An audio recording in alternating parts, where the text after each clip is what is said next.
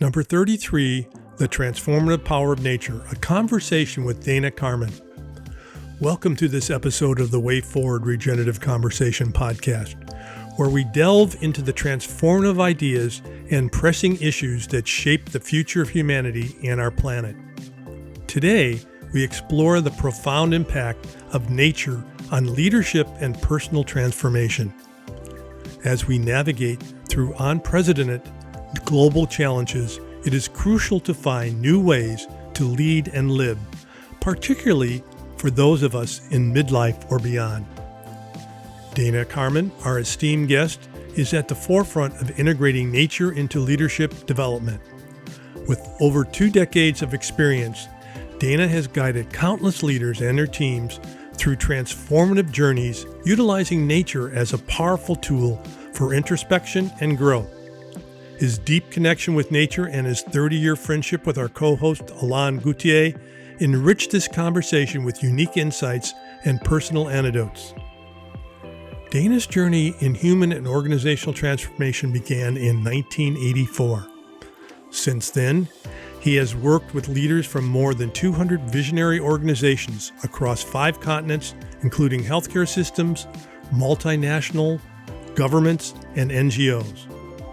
Co-founding consulting firms like Clarion Consulting, Action Inquiry Associates, and Pacific Integral, Dana has pioneered developmental programs.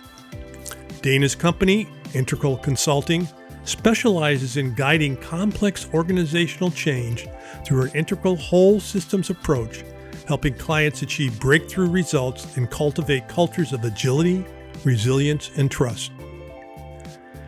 Dana and Joel Yakowitz run Wayfinding Leadership, a consulting firm dedicated to guiding leaders and teams through transformative experiences in nature, fostering greater alignment, authenticity, and effectiveness in facing contemporary challenges. Dana's passion for telemark skiing, hiking, backpacking, and stand-up paddleboarding reflect his deep connection with the natural world, which he seamlessly integrates into his work. We extend our heartfelt thanks to our sponsor, Elders Action Network, which is dedicated to building a movement of elders addressing social, governance, and environmental justice. Their mission aligns perfectly with our podcast vision of empowering elders to make a meaningful impact. Thank you for joining us today. Before we dive into this enriching conversation with Dana Carman, we will hear a few words from our host, Dr. John Izzo. Hi, I'm Dr. John Izzo, and on behalf of my co-host Alain Gauthier and our producer Jim Burke, I want to welcome you to this episode of the Way Forward Regenerative Conversations podcast, where we explore ideas and issues about the future of humanity and planet, especially through the perspective of the over 50s, how this generation of elders can make a real difference in contributing to a positive future for all of us. But whatever age you are, we're glad you're here. Alain and Jim, I'm so excited about this podcast today, and I have to tell people I'm not actually going to be in the conversation because while you guys are recording it, I'm going to be in the pre-op at Cedars-Sinai for a surgery that I'm having in Los Angeles on the day we're recording this.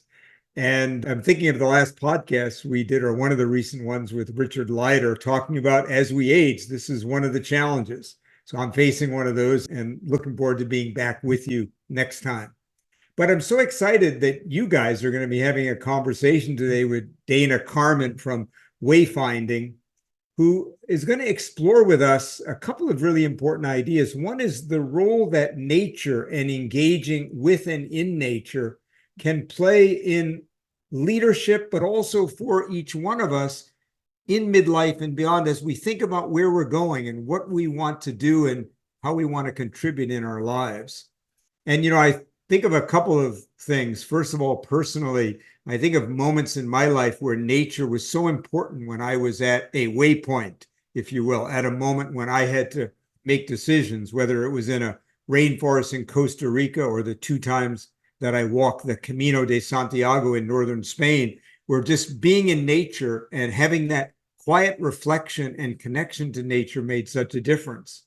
I also couldn't help but think of Walmart's journey to going green, which began in Costa Rica, when those leaders, senior leaders, were taken to the outdoors to first encounter nature and to connect to nature, which led to many of Walmart's green initiatives. So love them or hate them, they've made a lot of progress in terms of going green. And a lot of that came from connecting to nature.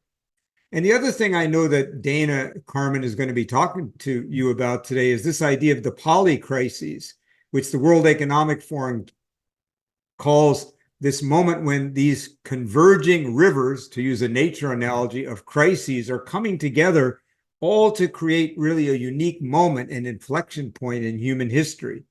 And it made me think of a decade ago when I got the privilege of doing some leadership work at NASA at their Goddard Center in Maryland, which is the greatest collection of scientists actually in the United States in one place. And they do a lot of leading climate research there. And I got to sit down with one of their best scientists. And he said to me, the interesting thing is I've been studying climate change for, several decades now. And the interesting thing is that the climate is changing pretty much the way the computers said it would. The computers got it right. The only thing is they got the direction right, but not the pace. It's all happening much faster than the computers said it would. And as we talked, I realized there was an obvious reason for that, and that is that the computers couldn't take into account the converging rivers of things that would start to feed on each other and create a faster change than they imagined. Like in Canada, where I spend some of my time, the pine beetle not dying in the wintertime because it doesn't stay cold enough. And so the pine beetle now survives in the winter, eats through an entire boreal forest in northern Canada. And now instead of a carbon sink, that great forest became a carbon emitter, a great example of these converging rivers. And I think nature is the greatest teacher to deal with polycrises because if you think about it, nature is a several billion year experiment in being an organism, not an inanimate thing, where all these factors, all these species interact with each other to create the very possibility of life. So I think this is a very important conversation. I'm disappointed not to be here, but you're in good hands with Alain and Jim. So I wish you all well, and we'll see you next time. But here goes, Alain, over to you. Thank you, John, for the introducing this podcast. We are very delighted to have Dana Carman, who is an old friend, to talk about how being in nature can be a source of regeneration for leaders, teams, and other people contemplating deep changes in their middle life and beyond. So, Dana, in your long and successful career as a consultant, executive coach, and facilitator, what has led you to focus more now on being in nature as a source of regeneration for individuals and teams? Alain, I think, first of all, it's really delightful to be in this format together, to meet you, Jim. And Alain, you and I have been in nature together in quite a few formats over the last 30 years. So what's led me at this point? I have gone through enough big transitions and transformations. And I use those words, outer transition, inner transformation. I've gone through enough of them that I know where I find sustenance and where I find grounding is in my relationship to nature. Just been over and over again. That's been the source for me of being able to make these shifts. And I must have been, 12, 15 years ago, it seemed natural to take one of my coaching clients into the natural world. And it felt to me like it was bringing, like the work was with my client and his relationship with nature. And I've just been having that be at the core of my work and even more at the core of my own life and my own story since. The one thing that struck me is that when did you first discover you wanted to be a coach and a passion for doing that kind of work? And when did you first discover nature? And then how did that integrate? I'm really curious about What was that thing that caught your motivation early to be a coach and early to get involved with nature? That's good. Three guys here. I'm going to apologize at the beginning here for mansplaining. I have a lot to say about this. And one of Alain's and my dear friends, Amiel Handelsman, has just coined a new phrase from mansplaining to manquiring. So maybe I can do a little splaining, and we can also do a little bit acquiring. I love to hear it. Okay, let's see. So what was it that got me into being a coach? And then what about nature, and how did those two things come together? Absolutely. Yeah. I think being a coach is is kind of the shorter piece. This is how this comes together. When I was a rather troubled 14, 15-year-old. And I was blessed, instead of getting sent to military academy, I got to go to this visionary high school in the mountains of Colorado for my last 2 years of high school. And the way that, and it was, if you can imagine a group of educators who were in their 20s, had this dream to create a school and had the funding for a few years to do it. And they tested and experimented with all kinds of experiential education and outdoor education. And it was quite magical for the time that the school was there. And we started off the school year by spending 10 days in the wilderness as a school. And it was called a Wakan, Wakan, which is like a ceremonial journey. So here I am, 16 years old, very little experience like this, but it just opened up my eyes and my heart, I think, to this kind of the big sky and to this bigger perspective on life. And I also think it opened me, without having these words, it also opened me to a meditative perspective. Because when you go from living, I grew up in the Hudson Valley, north of New York City, and the sky was small. And the thinking was small, it felt like. But I went to this big space, and it kind of opened me up to a different way of seeing, a different way of thinking, different way of living. And so something about that really touched me, and particularly being a troubled kid and being lonely. Something about my relationship to the earth and my relationship to those mountains was deeply healing. There also happened to be a man who ran the school who I reconnected with last year. He's close to 80 now, and he's a beautiful man. His name is Ken Smith. And there was a moment where I ran away from school and did some dangerous things. And he was one of the kindest people, but he had a conversation with me, which was, he saw my potential. And what he told me was, if I didn't start to act, wasn't comply, but if I didn't stop creating so much disruption, as much as he cared about me and as much as he saw my potential, he was going to kick me out of school. And he said it with so much love. And no one had ever brought together love and accountability in that way in my life. And it touched me deeply, and it transformed me. And I told him this last year. I hadn't seen him in 50 years. And he was in tears and I was in tears. Like, he made that kind of difference in my life.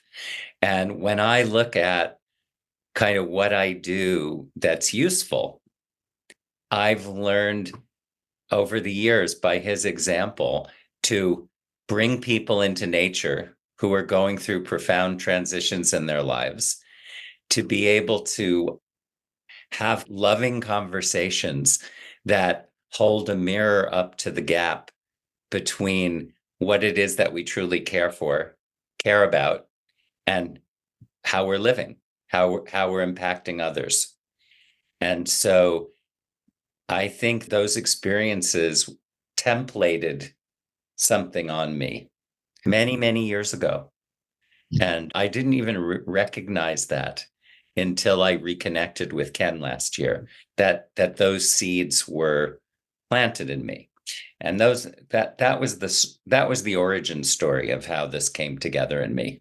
That's very powerful, Dana. I mean, really, here was this man who reached out and became your mentor, and in this environment of the outdoors, and made a powerful change in your life by being there for you and offering you this, he was a consultant to you, really.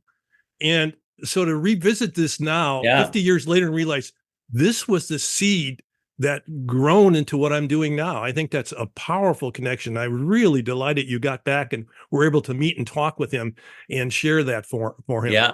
And Jim, there was another, right? A couple of years after that, I was in college. I went to the University of Vermont, and I came across one summer, you guys may have heard of this, the Hudson River Sloop Clearwater. It was an environmental organization that Pete Seeger started. And it was about cleaning up the Hudson River and building community through citizens' action and activism. And it was a 104-foot sailboat that was a 95% replica of the sailboats that sailed up and down the Hudson. It was magnificent, gaff rig sailboat, and there would be festivals, and it's still going. So there'd be festivals all around the Hudson, and people would play music together, and they would celebrate this river. And kids would go out on the river, inner city kids, and they would begin to see, rather than this river being a receptacle or something that, like, they began to see that as a living system and part of who they were. And it's like when we begin to see that we're nature, we begin to care for it naturally. And so the other part of I would say this thread for me, that being on the Clearwater, was I would see kids all of a sudden see this river from this inanimate inconvenience to this exciting living system and something that could be proud of. And then their behavior would change. Something shifted for me. Like, how do you begin to shift? Like, how do you begin to shift behavior? You need to begin to shift perception. How you shift perception, that I think that's become a big theme in my whole life and my whole career. But between that experience on the Clearwater and also reading a book called The Inner Game of Tennis, which completely transformed my tennis game by just shifting the way I saw the tennis ball. This was magic to me, and became something that I've been a student of that my whole life. So Dana, I resonated really with your story. I lost my dad when I was 9, and he was a very avid mountaineer. And I was lost for a while too, but I was in a boarding school then in Paris. But the few moments where I found some blue sky opening to me is when some mentors would actually help me get in a relationship with nature in the way I did, in fact, when I was a young child, but I had forgotten to that. And that led me then to do some of the retreats that I did for teams and executives in not necessarily in a forest, but in a place where nature would be abundantly available, so that people could find some time in it. So, and that leads us to another question: is what types of experience in nature have you found most effective for individuals facing some or contemplating some deep changes in their life. It varies from individual to individual, but what have you found most effective in, if there is not a template, but at least some common threads? Yes. Yeah. Well, you can see, Alain, I'm also, each question I'm answering it kind of giving you a piece of my own experience, and Beautiful. also working with others, because what I've discovered here is, at best I call myself a guide, and I try, and yes, we go into the unknown together, but I think my biggest use with clients is to be able to speak from my own lived experience. And I would say I think the conditions predicate the conditions that are there when somebody wants to do something like this, predicate the value that they get. And so part of my origin story was I knew for many years about vision quests.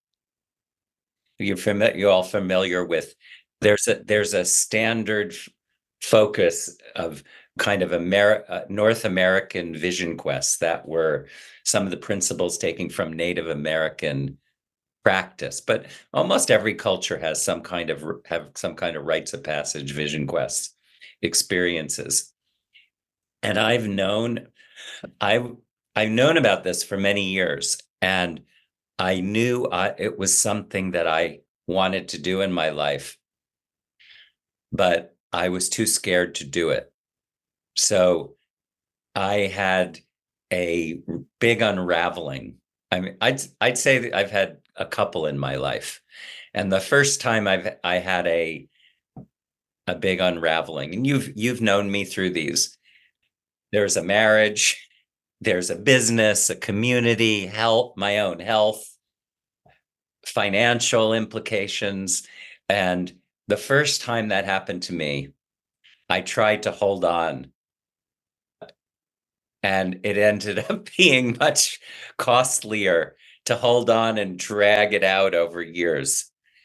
The second time this happened, around 2008, I knew I needed to let go, both for my own well-being, but I also had a sense that there was a kind of initiation that was needed in me so that I could be a trustworthy guide for others. And so one of the things I was blessed to do was to do a 10-day vision quest with a guy by the name of Mike Bodkin, who runs an organization called Rites of Passage Vision Quest. He's a wonderful elder. And that experience allowed me to bring my grief and my fear to the earth, and to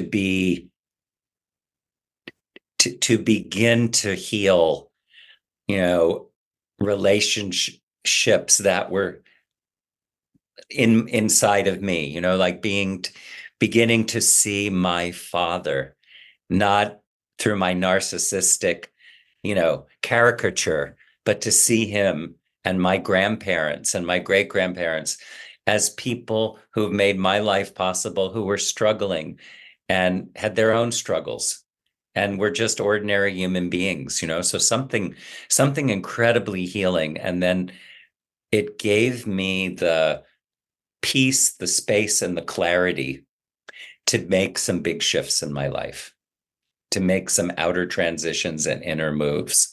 And the way that I integrated that Vision Quest experience was Mike allowed me to co-lead with him programs for leaders who literally would go on this 10-day Vision Quest with us. And Mike would apprentice me, and I would bring what I had to bring. And it did this for several years, and it was quite profound. And then realized, taking people on that kind of experience. I was initiated in that. And that isn't my work. My work is to take the essence of that experience and to make it, to create other forms that are shorter and deep and support individuals, teams, couples, partnerships to make a profound transformation, to be able to help them name the transformation that they're already going through that they can't see necessarily, to name it and to mirror back to them the shift that's already happening so they can claim it and own it, and then begin to develop the capacities to live from it. And so I would say for about the last 12 years or so, 15 years, I've been creating experiences that are different versions that come from the inspiration and some of the principles of that vision quest. So I think I can now maybe answer your question if I heard your question right, but I'm going to pause there for a minute. Well, I just want to comment. I think you described your own transformation during that vision quest. And a couple of things struck me really important is that as you've been telling us your story, there's been these men in your life that have been mentors at critical points, at critical kind of decision points, transformation, that stepped in and were kind of your guides. And they had profound effects on you. That strikes me because that happened to me. I had several mentors in my life. Just at that time, they entered my life and I was different. After that experience, I was a different person. And I made that transformation. So I really identify with that. And we don't talk about that much. And men don't talk about their mentors much. I don't hear that a lot in these days, but they're there. And I think they're important for men. It's so generative to name them and Absolutely. to name the experience, because I think when you acknowledge the source of something, there's an energy flow that can happen. And it's fascinating that you say to me that they were all men. I didn't, because I've had some really powerful women mentors in my life too, but around each of the experiences I've named, they've all been men, and that's really true. And I would say too, I've had women as mentors, but they're different. The men, it was a growth point. It was a point where I had to grow from what I was to something new. And I remember at my retirement party, I retired from the VA, and my main professor was there, the one I learned all my group work and stuff like that. And he has been retired. Prior to getting my master's in social work, I had been just a clinician. After I got my master's in social work, I went on to leadership in the VA. And he was there with his wife, and I thanked him so much. I said, everything I learned about being a leader, I learned from taking your classes, doing your group work. And his wife came up to me and said, he was in tears. He looks back at his career and did I affect anybody? Did I help anybody? And my being able to tell that story at my retirement to him was very meaningful and powerful for him. Because yes, my career as a social work professor was of value. I did affect people. I did affect change. And so I hear that in your story too, Dana. Yes.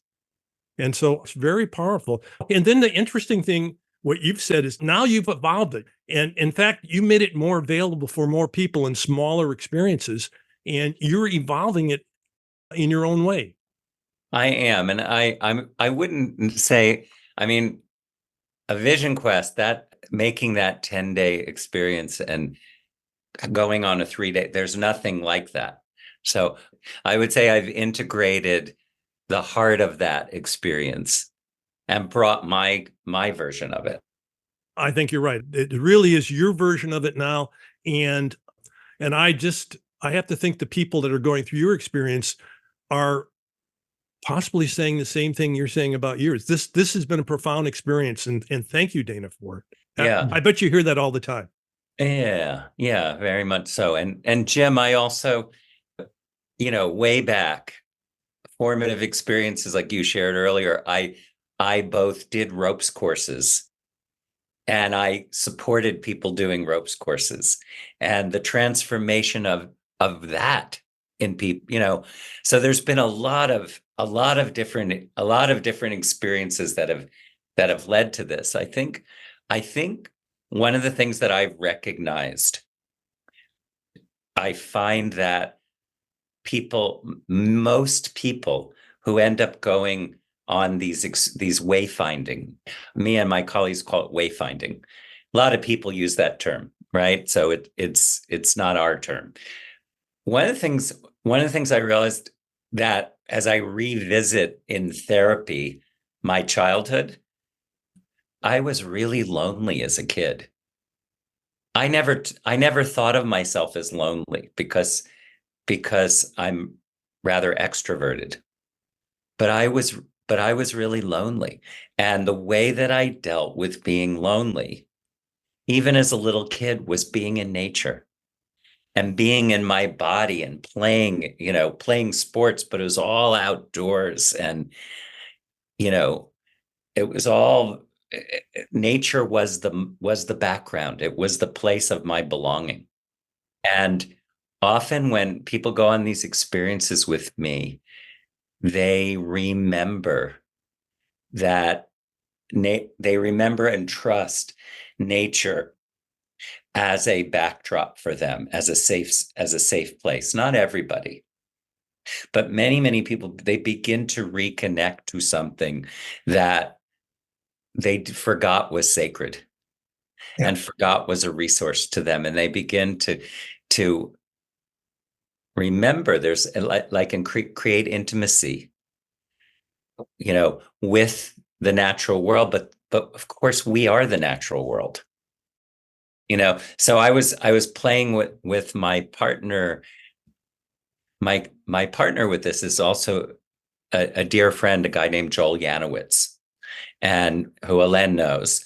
And I've also have done this with several other friends, and I sometimes do it myself, but sometimes we do it in twos. So it's like, one of the things I was playing with Joel was, what's a tagline that speaks to the essence of this? And, I've been just playing with the idea. It's like we take people into nature so they discover that they are nature. We go into nature to discover our true nature. I think that's so powerful right now, is because we're so disconnected from nature right now. Many of us, we live in big cities, the environment is degrading, and we really can't take action toward it unless we reconnect with nature and see we're part of this whole problem that's going on. And so that has to be a very powerful. I know I love nature and the outdoor. So my wife and I traveled and hiked and kayaked all over the world, and it's that connection, being out there, that I feel often my best. I'm in my natural environment. I'm sure you feel the same way. And then in the regenerative elder process that we have with a number of elders, we are reminded that by indigenous elders that being one with nature is one aspect of becoming more fully human.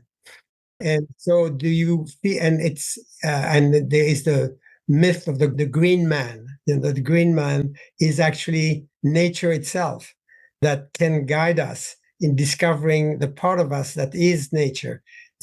So I was wondering, going back to my earlier question, what kind of factors do you take in mind when you design an experience with specific individuals? Do you need to find out a little more about their individual profile, their enneagram, whatever, so that you can actually facilitate the connection, the deep connection with nature that can result?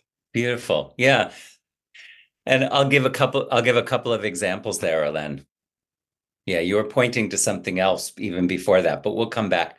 I'll come back to what you were speaking to when you were talking about this archetype of green man. The green man, yes.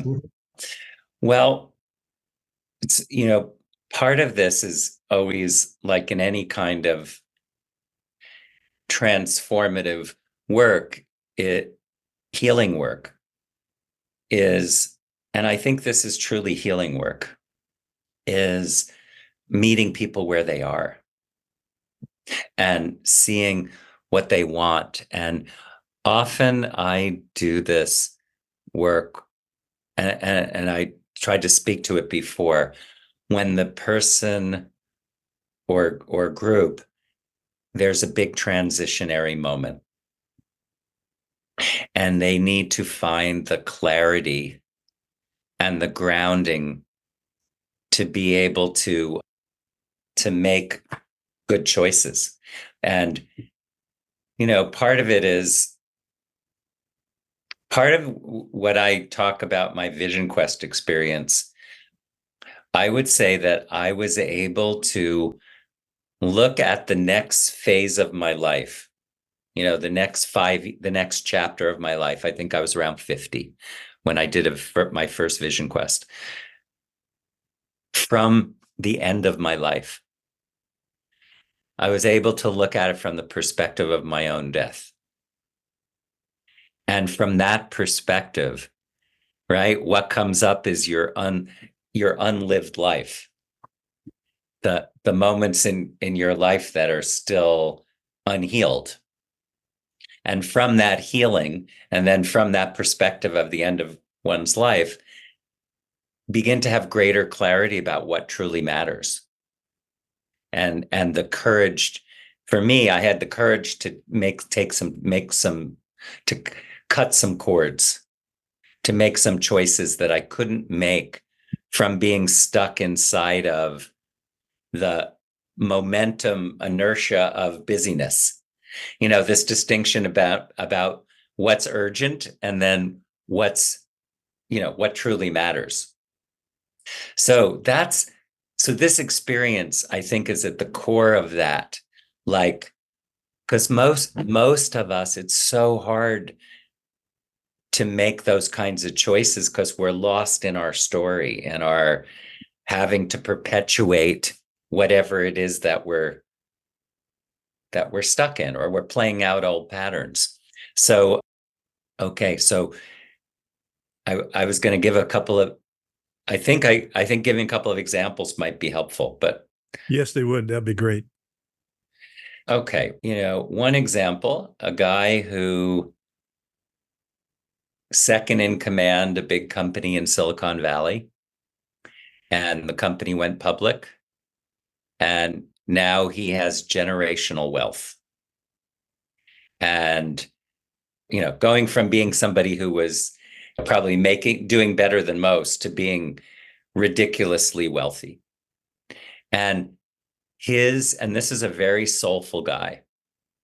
And so he wanted to really be grounded in how he can express who he is with this money. So for not to change him, but to actually deepen his contribution. And so he had to deal with everything that this brought up for him. And so we arranged, it was him and his coach who asked me to do this. So a colleague of mine and I designed a 3-day experience for him where we had a kind of a master yoga teacher come in the morning, and we would go up we did this in Ashland, and we would go up in the hills and we would do different rituals before we walked. Like, what is, things that from the Vision Quest, and just basic questions about what is he ready to leave behind? And things that were more intuitive, like coming. So as we were walking, we would begin to be in a walking inquiry. Some times of silence, times of prayer, times where the four of us were together, and times where people did solo walking with a question, and allowing the walking and to ripen the question and clarify the question. And then one of the themes that emerged on day one was that, I speak of the future like an energy that one can tap into and sense. And so clearly what brought this man to meet with us was this sense of a different life and a different future. And what was coming up were things in his family lineage that were clouding his accessing the future. So one of the things we pulled together with my Ashland community and our dear friend Joseph's help, Alain, was we did a constellation ceremony based on Bert Hellinger's work. We got 10 people from the community together, and it was profound. This constellation experience was so healing and liberating for him. And the clarity that came out of this, we then walked it and grounded it in the body and grounded it in his actions as he left. And his coach also had quite a transformation. And so the two of them kind of left this experience at a whole different level of intimacy with themselves, with each other, with the future that they were working on. And this man has used, out of this experience, he created quite within a month or two, a transformation within his family, a healing within his family. He took on buying like 200 acres to preserve the American River in California. And a whole series of things that are consistent with this kind of human being that he wants to be and the time that we're living in. And, that was the way we designed this experience for him. And I can give you six different examples of individuals, teams, and different places. I've done this in the Canary Islands. I've done this I live, as Alain knows, Jim, for the last year plus, I'm living 2/3 of the time in Ireland. My wife is Irish. And now I'm in the Pacific Northwest, which is where I've lived for the last 35 years. And I've done this all over the Pacific Northwest. I've done it in different places in Ireland. I've done it in Spain with people. There's a bunch of things, every 3 months with one of our clients. Next week, I'm going. Joel and I take a client of ours into the Marin Headlands, and we walk the Marin Headlands. And this is we supplement the Zoom coaching by walking in the hills with this man who's an extraordinarily successful man, but has been following a certain script. So in developmental, adult developmental theory, you talk about the move from socialized mind, where we're living and following a script. Either, many people, it's the script that their parents laid out for them. And then there's many of us who have been automatically following the script called, I'm not going to be my parents, right? They're still reactive and automatic. And then you get to a point in life where that's lost its juice, being more successful, fill in the blank, having the things that we want. So we've been working with this man between walking in the hills and coaching it on what's the story that he wants to write at this time in history. Who is it for his, this next chapter from 55 to 65? What is it? How can he love his life and use his life well? So everybody's got different constraints and different circumstances. And I would say that and so we design these experiences for, we've done it with teams also. We design them differently in a different context. But the fundamental question, I think, is two questions are, what time is it in the world? what time are we living in? And what time is it in my life? And often what we all see is like there's a calling right now. For those of us who are privileged, there's we're living at, I would say we're living at a time of meta crisis. We're living at a time where our systems are collapsing. And those of us, who have privilege and good fortune, we're feeling it the least. But this is an extraordinary time. And how am I going to use this precious life? What's my contribution? Where is my place to serve? And, and to be able to do it with joy and an open heart, and my experience is being able to grieve allows for joy to emerge. But it because they both take place with an open heart. I think you're absolutely right. This is a critical time. And those two questions, I think, are very powerful. And the way you use ritual and all these different approaches is fantastic. But I think you're absolutely right. What is the time we're at right now? And what is the critical needs? And I think people who have more means have a greater responsibility. And so they have to see where are they in the time of life. The people you work with, they're often in a transition point. That's what you said. And that's when this conversation's the most potent. Do you see a lot of people, they're at the end of work life or career and moving into that 60 plus or 55 plus time? Is that a group that you see much of? Yeah, it's interesting. I tend to get young men executives who are all of a sudden they're now CEO or some job where they're way over their heads.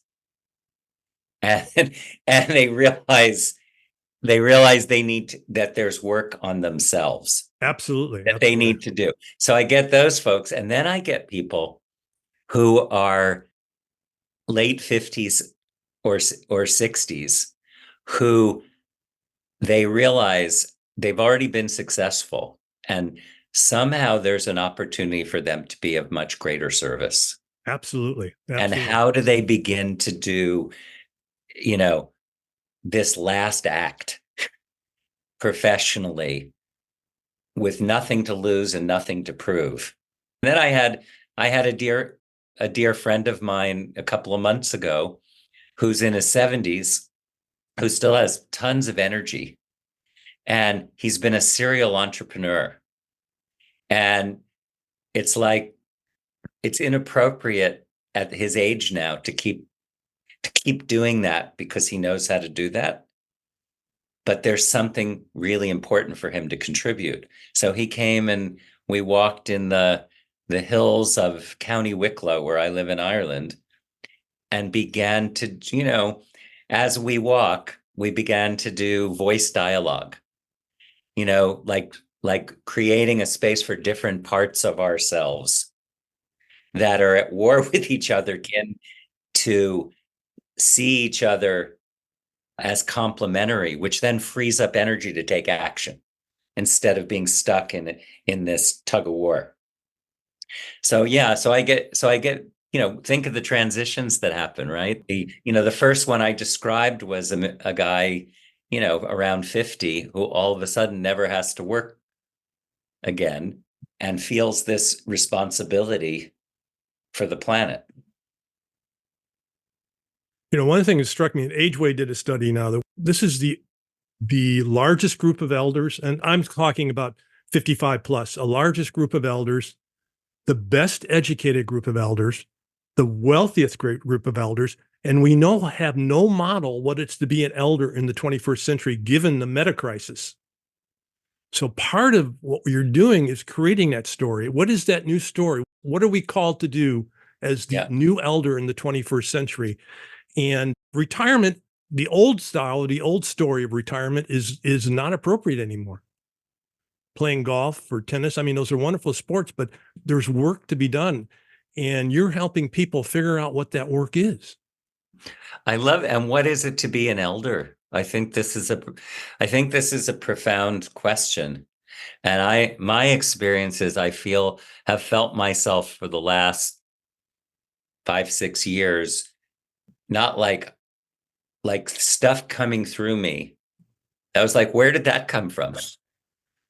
Do you know what I mean? Like it felt like it was coming from this place of a lived wisdom, and it was geared for beyond my life.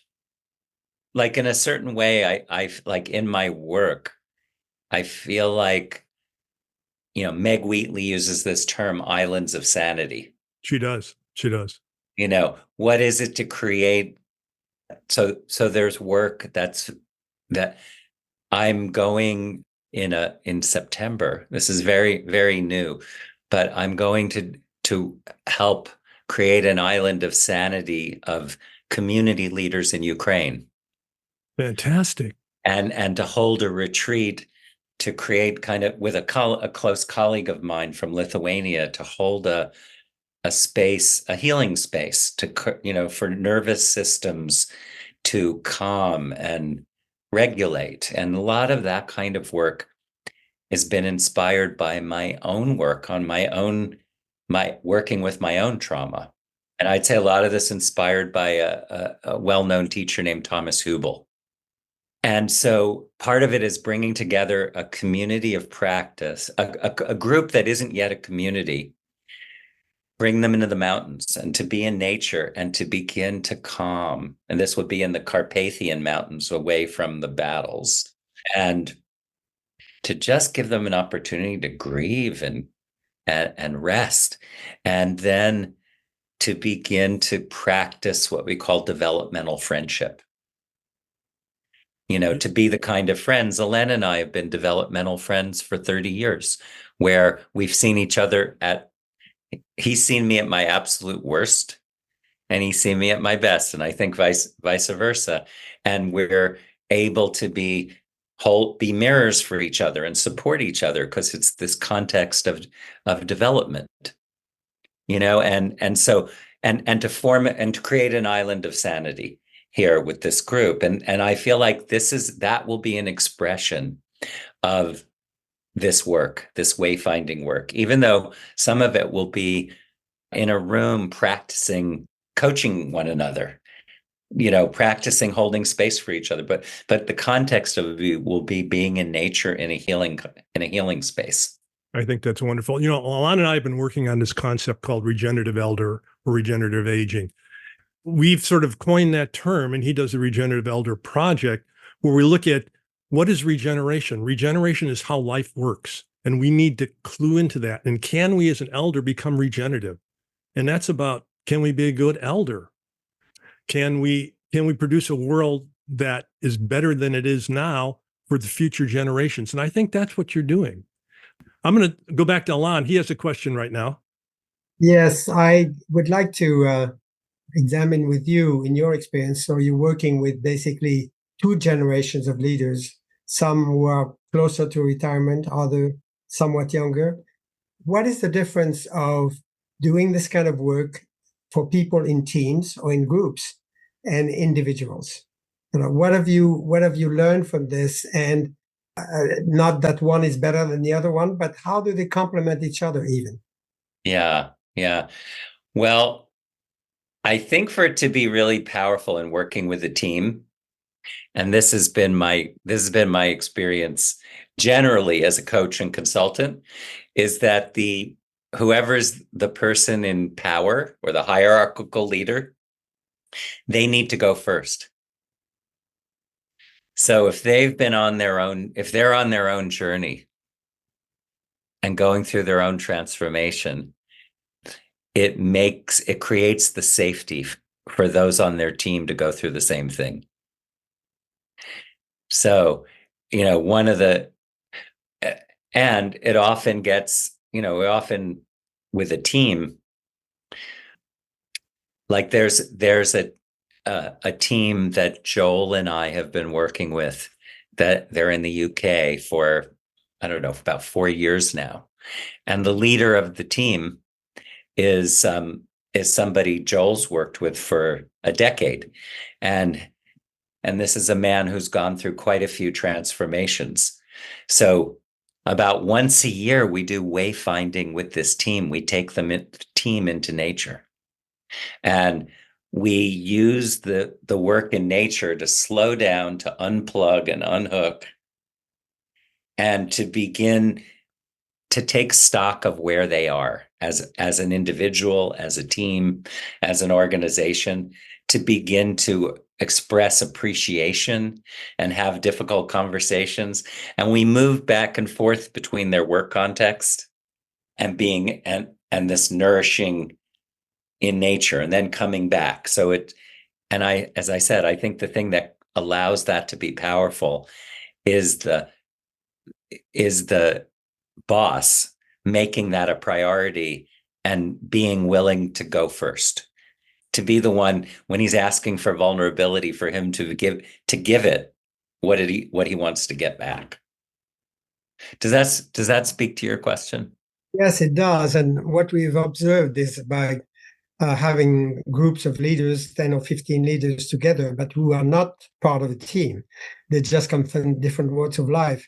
They tend to actually, they tend to go deeper because they are in a company of others who are also looking at their own worldviews, their own established ways of doing things, and being willing to be vulnerable together. Yeah. And I can see, remembering my former days, mostly in organizations, that it's very, very important to have the leader lead the way from that perspective and show that vulnerability. But do you find that people, when they are in teams, is there an additional incentive for them to be closer to the inquiry? What is my purpose at this time? What am I trying to accomplish? And why am I in this team anyway?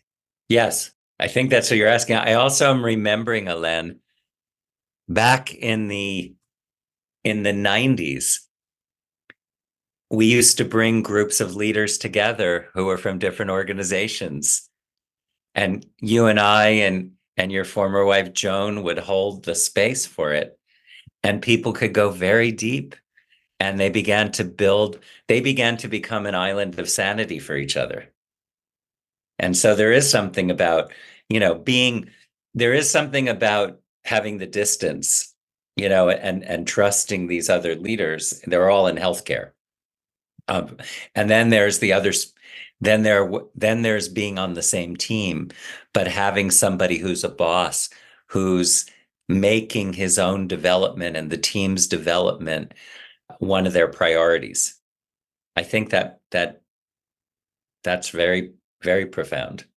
So I guess my inquiry is, in doing this, either in the same team or in a group of peers, let's say, what have you found that nature or being in nature adds or permits that would not happen in a room or where they would? I think I've seen it. And Jim, you'll smile because I know I think you'll resonate with this. I think it allows people to see parts of each other and get to know, to allow parts that haven't been seen to come out, and to get to know each other in really different ways and see parts of one another that, mostly we work with people and we put people in a box and then look for evidence to reinforce that. And going into nature, and first it relaxes the nervous system and it allows people to get out of the boxes with each other and begin to know each other more deeply and more intimately. I think you're absolutely right. I'm afraid our time is running short, so we're going to move more toward closing now. And do you want to, Alain, ask him about what he does to attempt to live more regeneratively? We ask every one of our guests, how do you personally attempt to live more regeneratively or to live a more regenerative life? What would you say in your case? I'm translating that to sustainable, but you mean something else, don't you? So I want to get what you mean by regenerative. So let me clarify that. So sustainable means that we're not getting worse. We're staying at the staying. Regenerative means it's like life regenerates. If a tree dies, another tree grows up in its place. Life is regenerative by nature, and we can adopt that. It's more than sustainable. It's the next level up. Yes. We make things better than they were before. Yeah. Another way to say it is putting life at the center of every decision you make. Life with a capital L, if you like, which means. Yeah, I get it. No, this is really good. And it would be easy. Like I look at this through the lens of the I, we, and it.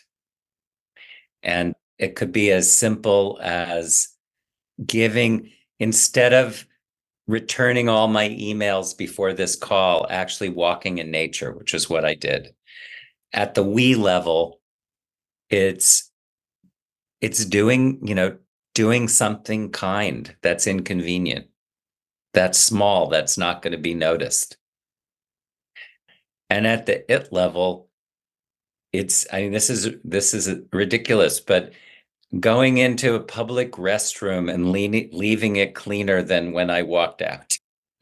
I mean, so there's a lot more to be spoken about, but simple answer. Well, Dana, it turns out it's a lot of little things. It's being present. It's taking action. It's doing the inner work needed to do the action to be present. I think that's fantastic. Do you have a last word to say, Alain, before I close out? No, I think it's just to say it's been delightful to reconnect to the work that is so dear to your heart, and I feel very closely connected to. Yeah. So thank you. That's all I want to say at this time. Yeah, and thank you guys so much. Alain, we need to go for a walk before I go back to Europe. And Jim, I feel like a new friend here. I'm so glad. I feel like we resonate in a lot of ways here. Great to meet you. Dana, it's been a pleasure to meet you. And yes, we resonate. Everything you were saying was resonating with me. The work you're doing is so important and so critical in the times we live. The outdoors has been my home, as it's been yours. And that's where my greatest episodes of growth have taken place. So I want to thank you today for talking about your work, and I'm really excited about the upcoming work in Ukraine. I think that's absolutely beautiful, and I'd like to hear more about it, and I hope we stay connected. Go to Dana's website, look at the work he's doing. If you have somebody that could benefit from that, refer him to him, because I think he offers a powerful experience for people to reconnect with who they really are, to find out where they're going, and use nature as a medium to do that. So I want to thank you all for being here today. I want to thank you for taking the time to listen to our podcast, The Way Forward Regenerative Conversations. You have many choices, and we appreciate your interest and support. You can reach us at our email address, thewayforwardrc@gmail.com. Please share your thoughts and feedback with us. Only with your help can we make this a podcast you want to listen to and share with your friends. If you have guests you would like us to have a conversation with, please email us your recommendations. I would also like to thank our sponsor, Elders Action Network, who is building a movement of elders to address the environmental, governance, and social issues of our time. Their website is eldersaction.org. Until next time, I'm Jim Burke, and this is the Way Forward Regenerative Conversations podcast, which you can listen to on Apple Podcasts, Spotify, Podbeam, and Amazon Music. In parting, may I wish you a regenerative present and future.